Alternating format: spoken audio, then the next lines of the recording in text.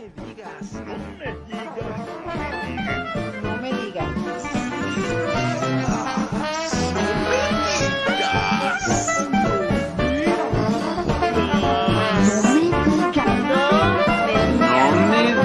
Café con sabor amargo.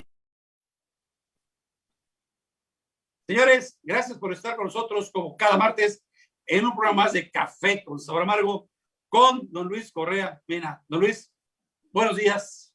Muy buenos días, Gerardo. Buenos días a la producción. Buenos días, como siempre, a todo el auditorio. Oye, Luis, hoy quiero que platiquemos. Hay cosas que realmente estamos viendo el desarrollo de las campañas a nivel nacional y a nivel estatal. Y las encuestas, que yo no creo mucho en las encuestas, la verdad, pero cuando son tantas las encuestas y te dicen, oye, fíjate que hay una marcada tendencia de que la marca Morena en Yucatán, al menos en Mérida, se está posicionando con respecto a los, o sea, no tiene nada que ver el candidato, porque el candidato realmente no existe el candidato de Mérida, pero sin embargo la marca es fuerte. Y te dicen, y me platicaban los amigos, a ver, pregúntale a Luis Correa qué onda. Me dice, a ver, que nos diga Luis Correa qué onda, qué piensa. ¿Por qué? Si en primera instancia las encuestas está Renán Barrera bastante bien, ¿por qué en segundo lugar, cuando era tradición tener a un PRI fuerte, ahora encuentras a un PRI en tercer lugar? Y es por eso que quería platicarte, Luis. ¿Qué pasa? ¿No tienes Morena? O sea, no tiene candidato Morena y sin embargo, aquí está, la marca sí pesa. Bueno, se da una serie de cosas. En primer lugar, por la aparición de Morena desde las pasadas elecciones. Tenemos claro, digo, para los que manejan cifras, el pasado proceso electoral en Mérida, Morena fue tercer lugar, pero cercano al segundo lugar que fue el PRI, muy lejanos ambos de quien ganó la elección. Pero tú mencionas elecciones nacionales y mencionas elecciones locales y es importante ver las similitudes de algunas cosas o las grandes diferencias en otras. Es un hecho que cuando iba a empezar todo este proceso electoral y se empezaron a conocer vía encuestas, preferencias electorales, se hablaba de que pues, Morena iba por el resto, vamos a llamarle así, que en la competencia de 15 gubernaturas en esta elección, pues a Morena se le atribuía amplias probabilidades, claras probabilidades de obtener 13 de las 15. Conforme ha ido avanzando el proceso, ha variado eso. Definitivamente, lo que hemos conversado en otros programas, Gerardo, que es la aceptación del presidente aterrizado a lo local, no se transfiere en su misma dimensión. Es decir, cuando aterriza la competencia en lo local, como es este proceso, a pesar de que están en disputa, hay una elección federal que son la de diputados federales, pues es más local la elección, se aporrea de alguna manera la aceptación del presidente con la dinámica propia de la localidad. Y en la localidad, las probabilidades de triunfo del partido del presidente disminuyen. Conforme ha ido avanzando el proceso, ha sucedido eso. Y a diferencia de lo que ha sucedido en muchos estados de la República, diría yo en la mayoría de ellos, en Yucatán ha sido de alguna manera un proceso inverso. Morena se ha ido posicionando en el segundo lugar, como tú bien dices, en Mérida, pero no solo en Mérida. Podemos revisar las cifras que se tienen hasta el presente en los distritos federales del interior del estado y Morena presenta una seria competencia y así también en distritos locales del interior del estado. Oye, Luis, pero a pesar que no tengan candidatos, eso es lo interesante, que no tienen candidatos, Luis. Bueno, esto es interesante. Esto me recuerda una experiencia personal. Esto me recuerda una experiencia personal, esto que tú, pues de alguna manera dibujas. Con lo que yo viví en 1995 enfrentándome a Víctor Cervera Pacheco por la gubernatura del estado. Yo en ese entonces, cuando veo un Víctor Cervera que se desaparecía de la escena pública, yo era un chavo todavía entendiendo las cosas que sucedían, yo tenía 33 años, todavía no tenía toda la experiencia que, bueno, pues la vida te da con los años, no con otras, con las vivencias y con los años. Pero fui entendiendo que había que siempre apostarle a lo que te hacía fuerte, ¿no? A lo que te hacía fuerte en la competencia, y de alguna manera califiqué la campaña de Víctor Cervera en ese entonces como la no campaña.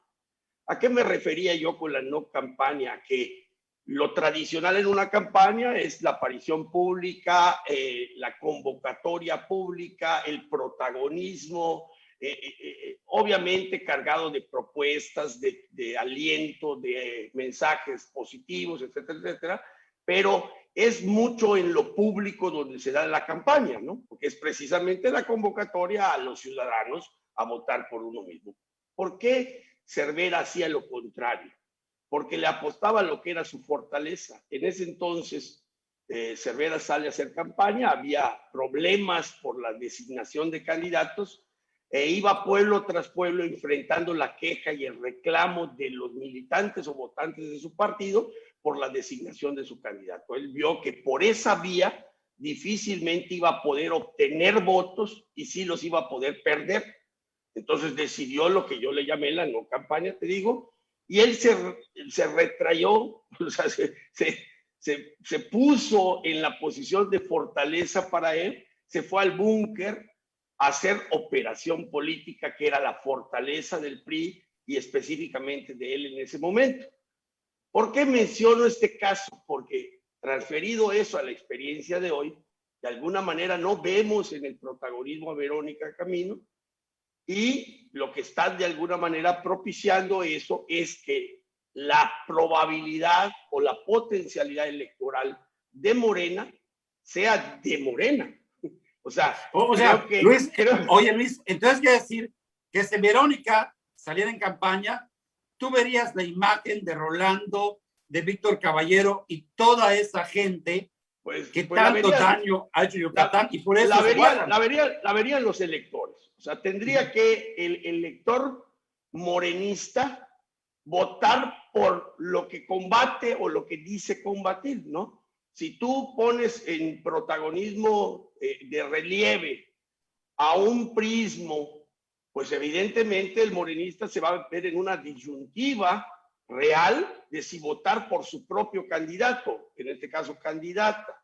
Entonces lo que están tratando de hacer prevalecer es la marca. La marca es muy superior su posicionamiento a cualquier posicionamiento personal de los candidatos. Hombre, hemos visto en el pasado inmediato candidatos que sin campaña ganaron por Morena, que en paz descanse el querido profesor Roger Aguilar, ganó el tercer distrito electoral porque la marca lo hizo ganar esa candidatura, independientemente de la apreciación personal que le pudiéramos tener algunas gentes a la figura, a la persona, a la trayectoria, a la entrega personal de Roger Aguilar. Pues hombre, la marca ganó esa elección. Lo mismo de alguna manera están apostándole en esta elección en varios distritos y específicamente en la elección de Mérida. Entonces, es un posicionamiento de marca. Un posicionamiento de marca el que ayuda en otros factores, porque no solo es que mantenga inercialmente una aceptación o que se le transfiera parcialmente un posicionamiento del presidente o que obedezca emocionalmente a algunas de las motivaciones de los electores del castigar o sacrificar o desechar a los partidos tradicionales y a sus políticos. No solo es eso, porque eso mismo pudiera estar pasando en el resto del país. Y cuando en el resto del país descienden su potencialidad electoral y en Yucatán suben su potencialidad electoral a segundo lugar, aunque no lleguen a estar en algunos casos en la disputa por el triunfo, pero sí rebasan claramente al PRI, resulta que en Yucatán deben estar sucediendo cosas diferentes a las que están sucediendo en el resto del país. Para mí, ¿qué es lo que está sucediendo diferente en Yucatán? Es mi opinión personal. Todavía te digo, estamos en cifras preliminares, es lo que estamos percibiendo. De repente los resultados descalifican los razonamientos de hoy, porque de repente pues se da otra resultante de todo esto que está sucediendo. Pero la explicación que en el momento yo tendría para eso son dos. Una, que el priismo disminuyó su potencialidad electoral. O sea, el PRI, por falta de cohesión, por lo que yo le he llamado casi un secuestro del candidato de su partido o la obtención de la candidatura de alguien que no defiende a su partido y no está en sinergia con su partido y los liderazgos de su partido, pues desciende su posición y a algún lado se tienen que ir los votos. Los votos que están descendiendo en la aceptación popular, el PRI, pues tienen principalmente, aparte de las otras 6 opciones, que son algunas de ellas decisiones pequeñas del PRI, pues tienen 2 opciones principales, una irse hacia Morena o irse hacia Acción Nacional. Si tú, votante del PRI, eres predominantemente un votante animado por el rechazo al PAN, pues lo más probable es que te vayas a Morena. Si no lo eres, pues ahí entonces pesan las condiciones del momento y de la circunstancia y de los candidatos y demás. Si tú en medio de una pérdida de convicción de voto por el PRI, todavía no tienes una opción clara por votar por Morena y al PAN lo ves bajo asedio de cuestionamiento por diferentes decisiones o acciones que se han tomado, pues de repente te enganchas con una de esas motivaciones y dices, sí, sí es cierto, no hay que votar por el PAN, hay que votar por Morena. ¿A qué me refiero con esto? Bueno, la falta de cohesión priista es clara para todos. También creo que es clara lo otro que yo insinúo y que lo voy a decir con claridad. Decisiones gubernamentales en cualquier plano están siendo presentes, están estando presentes en el ánimo, cuando menos de la campaña, respecto al cuestionamiento de esas decisiones. Hombre, no hay que ser ni denunciante ni mago para saber que cosas como la ciclovía, los maceteros, la actuación de la policía ahí poniendo multas por estacionamiento, en fin, todas las acciones gubernamentales, que si los perritos o no los perritos, que si las calesas o no las calesas, etcétera, etcétera, están siendo elementos de ánimo, de incidencia en el ánimo del electorado. Entonces, si tú tienes algún elemento en contra de una de tus opciones, te vas a ir a la otra, independientemente que represente todas tus aspiraciones o no las represente. Te quedas sin tu motivación principal de voto y no tienes o tienes en contra un aliciente para votar por una, te vas a la otra. No importa qué tan llena o cuán vacía esté esa propuesta. En lugar de buscar algo que tenga los atributos a los cuales adherirme, me adhiero por rechazo a la otra opción. Entonces, ¿qué está pasando en síntesis para que no parezca una explicación muy enredada en esto, a diferencia del resto del país? Que al haber un descenso en la opción, en la capacidad o en la potencialidad electoral del PRI, están migrando más votos hacia Morena y en una situación de asedio, de alguna manera, a la marca PAN, se están manteniendo o transfiriendo los votos a Morena. Oye, Luis, sí, pero acá pasa algo interesante y lo platicamos. Acá ves, por ejemplo, una diferencia en cuanto a la relación del gobernante y del candidato, en este caso del gobierno y del gobierno municipal, o sea, del candidato del PAN. No hay una fractura, no hay un enfrentamiento entre los dos, como pasa en Chihuahua, entre Corral y su candidato, en el cual ves hay una lucha de poder y eso le está restando votos a su mismo partido. En cambio acá, o sea, por malas decisiones o mala forma de informar o de transparentar lo que está haciendo, ha sido errores, pero no hay un enfrentamiento en este caso entre Renam y el gobierno. Y eso está interesante. Sí, sí, pero eso tiene cosas buenas y cosas malas. A ver, me voy a tratar de explicar en el asunto. Voy a poner 2 ejemplos porque creo que serían muy clarificantes para lo que estás abordando. Chihuahua y Yucatán. ¿Cuál es la diferencia entre Chihuahua y Yucatán? Que en Chihuahua hay un enfrentamiento público entre las dos autoridades. Entonces el ciudadano tuvo que dirimir la controversia, por llamarla así, o sea, ante su razonamiento o su emoción, decidir quién tenía razón y a quién respaldar. Y ahí salió la ganona Maru Campos, la candidata a gobernadora, exalcaldesa de Chihuahua o alcaldesa con licencia de Chihuahua, para buscar la postulación, y quien salió perdiendo en la aceptación social o en la aceptación popular fue el gobernador. Allá hay una pugna abierta, ¿correcto? Y el ciudadano dijo con quién está.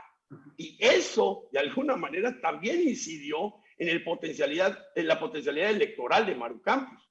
Hoy es la aspirante prácticamente con la ventaja significativa para ser la próxima gobernadora de Chihuahua. ¿Qué pasa en Yucatán? Totalmente lo contrario. No hay un enfrentamiento abierto. Y al no haber un enfrentamiento abierto, adhesiones y rechazos van parejos. ¿Ok? Si el gobernador Vila tiene aceptación, los mismos prácticamente que aceptan al gobernador Vila aceptan a Renán Barrera.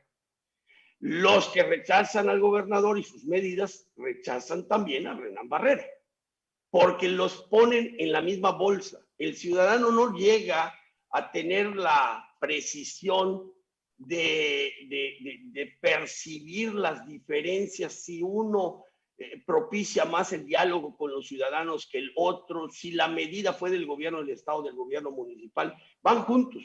Al no haber una pugna pública, van juntos en eso. Entonces, cuando empiezo diciendo tienen sus ventajas y sus desventajas, ahí te estoy empezando a describir las ventajas. Las aceptaciones de uno son las aceptaciones del otro y los rechazos de uno son los rechazos del otro. ¿Por qué digo que tiene sus ventajas? Voy a ser más explícito. En política sucede también que si tú rechazas a alguien de tu partido porque no tienes razón en algo, de repente no convences a nadie que no vote por tu partido, por tu posición antagónica, con lo mismo que el ciudadano rechaza, pero sí logras lo contrario, perder algunos de los tuyos. Entonces, por eso a veces es muy delicado y es una decisión política que se toma de oponerse públicamente a algo que sostiene un miembro de tu mismo partido, sea gobernante o sea militante, lo que sea. ¿Por qué? Porque de repente no tienes votos o no tienes adhesiones o no tienes aceptaciones adicionales por esa posición y sí tienes el rechazo de los tuyos. O sea, no convences a los ajenos y pierdes a los tuyos. Entonces, esa es la parte de ventaja que tiene, que las diferencias no se hagan públicas y notorias para el electorado. Y la desventaja que tiene es que el error de uno se le transfiere al otro. ¿Me entiendes? Sí, pero Luis, lo bueno es que los aciertos de uno se le transfieren al otro y los rechazos de uno también se le transfieren. Eso es lo malo, ¿no? Se le pero sin embargo, esa es la diferencia, nada más, para terminar, esa es la diferencia sustancial de dos hechos claros que puede ver cualquier ciudadano más allá de mis comentarios. ¿Qué pasa en Chihuahua y qué pasa en Yucatán? Entonces, bueno, el gobernador Vila tiene buena aceptación, el alcalde con licencia, candidato a la alcaldía, Renán Barrera, tiene buena aceptación. O sea, prácticamente mantienen por esa diferencia no pública la aceptación similar los dos. Oye, pero para análisis pasó algo. Cuando empezaba la campaña, hace meses, se decía que el PAN iba a estar completamente fracturado por las malas decisiones y todos la decían, ya se fregaron a Renán porque va a haber una fractura histórica del PAN y ya se llevó, ahora sí, el chorizo. Y viene la campaña, Luis, y ves que dices, todos esos que decían, guay, ¿qué pasó? ¿Cuándo va a empezar a ver la fractura? ¿Cuándo se van a pelear? Y quieras o no, eso se transformó positivamente en la imagen de los candidatos, Luis, esa es la realidad. Claro. ¿Y los ves? Bueno, insisto, eso fortaleció la potencialidad electoral del PAN en este proceso electoral, porque las fracturas finalmente, pues, conllevan una decisión adicional en el electorado. Y normalmente, Cuando ven a un partido en el que creen pelearse, prefieren decir, voltear para otro lado y decir, cuando terminen de pelearse nos avisan, casi, casi, ¿no? Esto también lo hemos vivido, 2007 en el PAN en Mérida se vivió, ¿no? ¿Y cuál fue la resultante? En esa ocasión, la derrota por la gubernatura del Estado. Pero bueno, esto es lo que de alguna manera pasa. Entonces, las decisiones de uno afectan al otro, pero la cohesión del partido, pues definitivamente, como dije en un programa anterior, pues quitó uno de los elementos con los que contaba la oposición, específicamente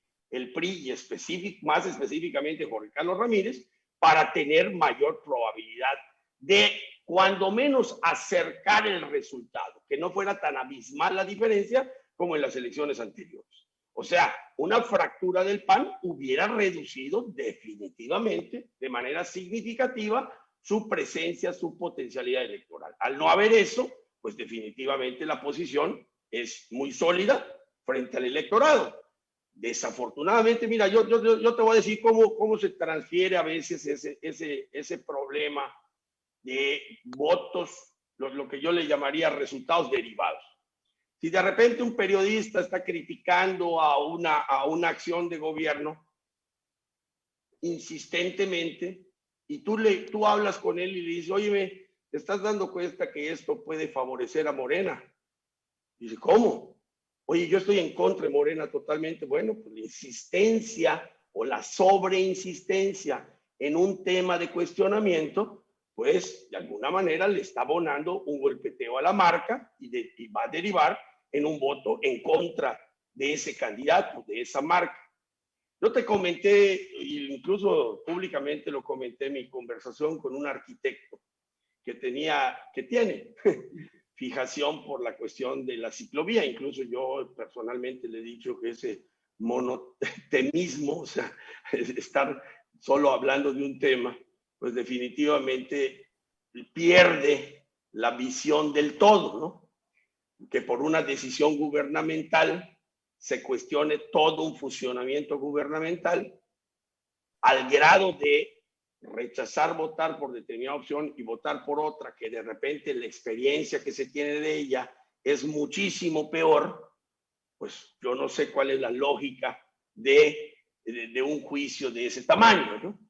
Entonces, esto pasa, a veces por una decisión se incide en el ánimo del electorado y se pierde de vista o el contenido de las otras opciones o las experiencias con las otras opciones, que son muchísimo peor a una decisión que no me gusta, que son de repente de fraudes económicos, de repente de asignación de recursos a obras que nunca se realizan, mentira consistente en su relación con el pueblo, etcétera, etcétera.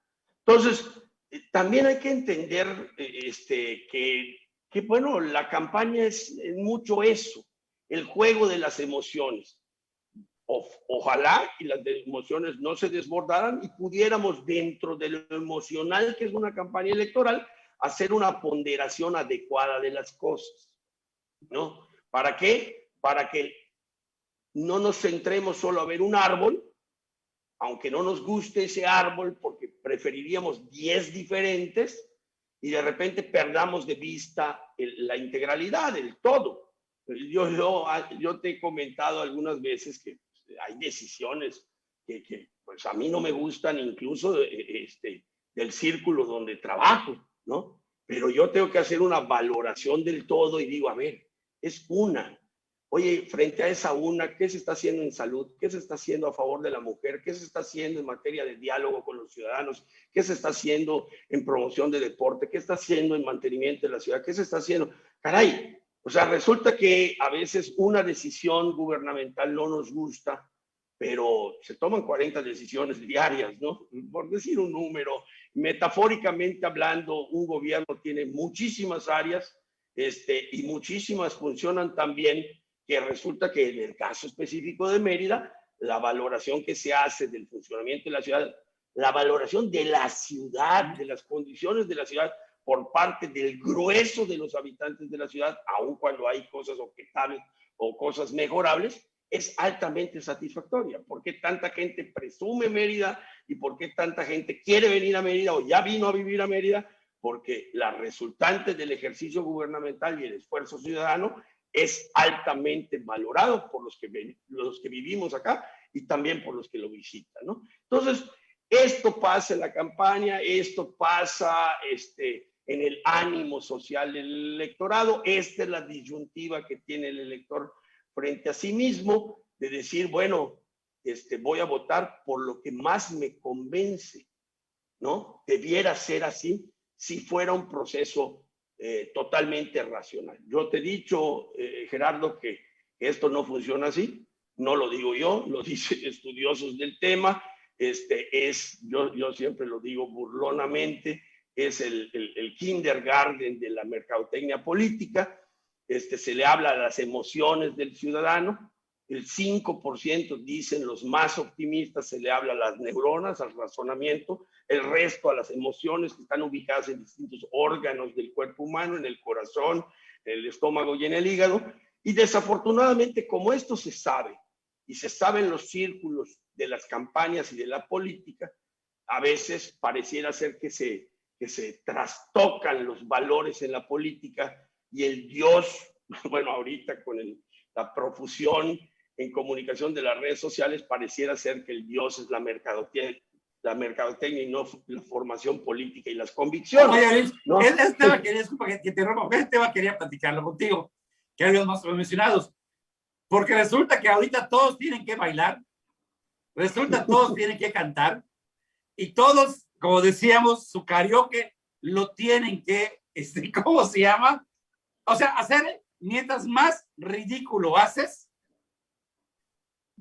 o sea, te va mejor. O sea, olvídate, no hay propuestas, no hay contenido, pero sin embargo, estoy bailando.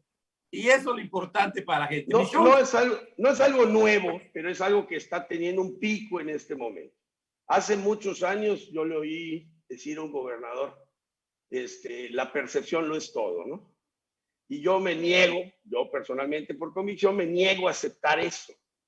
Yo creo que hay que hacer las cosas, los hechos son lo importante. Bueno, y si logramos que además la percepción sea la adecuada, pues la percepción y el ánimo que lo rodea al hecho va a impulsar nuevos hechos. Si yo hago un hecho correcto, afortunado y de beneficio, pero la percepción es negativa, pues se va a convertir en una resistencia a la multiplicación de esos hechos positivos. Pero creo que en la formación política debiera predominar la construcción de hechos. Vamos, yo creo en esa definición de la política, que es el arte de lo posible a partir de lo real. O sea, finalmente el político debe buscar producir o colaborar en producir bienes públicos. O sea, cosas que satisfagan las necesidades de los individuos y no solo la apariencia de bienestar, no solo la imagen de lo que les agrada. O sea, ¿qué es más importante?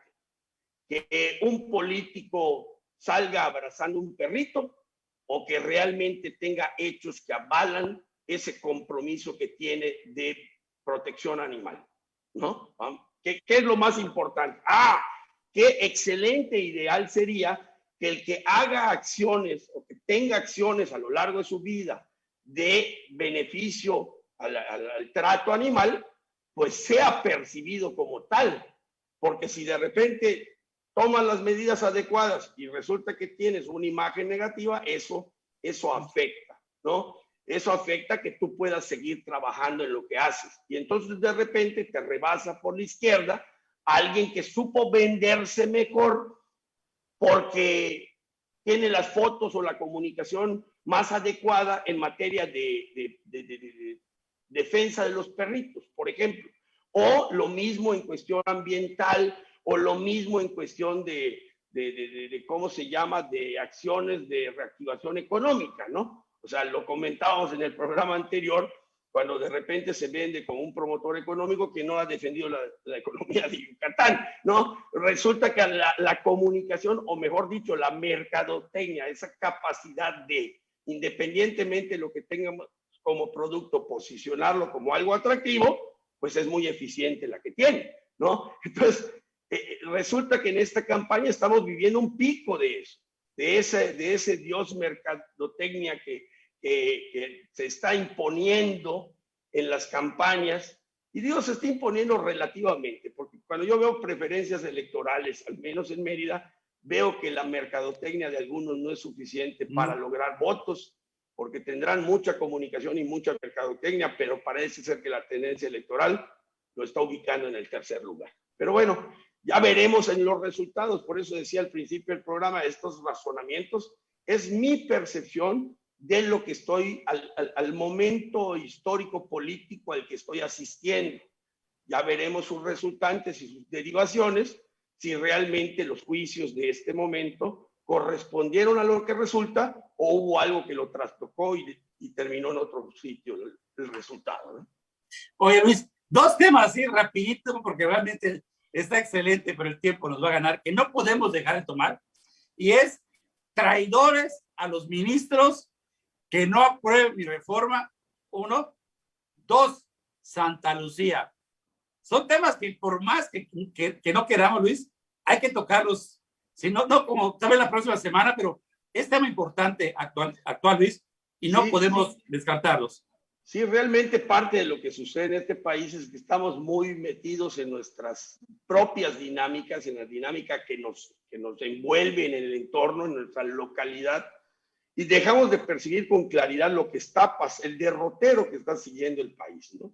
Definitivamente el país sigue, y lo he dicho muchas veces, pero sigue y ahora pareciera que ha acelerado el paso, un derrotero verdaderamente preocupante donde se está fortaleciendo el control unipersonal respecto de las decisiones de este país, y eso es un grave riesgo que estamos corriendo como patria, y pues lo está haciendo con el beneplácito, indiferencia o incapacidad de todos los que estamos habitando este país, ¿no? Y por otro lado, lo que tú mencionas, y ese es el caso de quien, por un lado, o sea, del caso del ministro Saldívar y la reforma judicial, la ampliación de mandato, como le llamaron, que básicamente es un atropello constitucional, de quien encabeza este país, lo he dicho en otras ocasiones, por un lado, no respeta la ley a la hora de cumplir lo que la ley le manda, y lo he señalado en innumerables ocasiones, el derecho constitucional respecto de la salud y la obligación que tiene el presidente como presidente también del Consejo General de Salud en el manejo de esta pandemia. Entonces, no atiende las obligaciones derivadas de la ley, por un lado, y por el otro lado atropella los preceptos constitucionales, como el caso de esta reforma y el respaldo que él personalmente le ha dado a que se mantenga en su cargo de presidente de la Suprema Corte al ministro Saldívar. Entonces, tenemos un presidente que las normas que son para protegernos y regular la convivencia social de cualquier comunidad son atropelladas por quien juró defenderlas y hacerlas cumplir. Entonces, creo que mala tos tiene María, no solo son juicios de un servidor. Yo he mantenido en las participaciones de tus programas una constante crítica respecto de porque así me lo ha parecido y he dado los argumentos respecto de la actuación del presidente, pero pues ya se constituyen en una preocupación más seria, y ahí están los hechos. No es un juicio personal, sino ahí están hechos. La norma es atropellada, es violada por órdenes de él y en total y abierto respaldo de él. Entonces tenemos un presidente que está en contra de la norma mexicana. Híjole, pues hay que agarrarnos. Y de lo del aeropuerto, pues hombre, ya trascendió que está bajo investigación la seguridad del espacio aéreo mexicano por organismos internacionales, porque lo que está decidiendo por terquedad del presidente, que incluso fue aplaudido por muchos seguidores de él, pues nos está llevando a un cuestionamiento internacional, y allá sí va a ser difícil que el presidente les pueda decir, señores, yo tengo otros datos. Si el espacio aéreo mexicano es inseguro, La conclusión, si no se rectifica, si no se corrige, si no se resuelve, va a ser que los organismos internacionales van a rechazar el viaje de vuelos internacionales para aterrizar en territorio mexicano, y las consecuencias de esto pues van a ser gravísimas. Estas son las cositas que el presidente sigue haciendo en este país, y a pesar de lo cual pues tiene una gran popularidad. Vuelvo a lo mismo, para una muestra más de que lo que yo digo no solo es un juicio personal, sino son estudios que lo avalan. El comportamiento humano a través de decenios, a través de países, etcétera, etcétera, que el ser humano es muchísimo más emocional que racional, porque racionalmente el presidente es un peligro. Don Luis Correa, señores. Gracias, Luis. Hasta la próxima. Para servir. No me digas. No me digas. No me digas.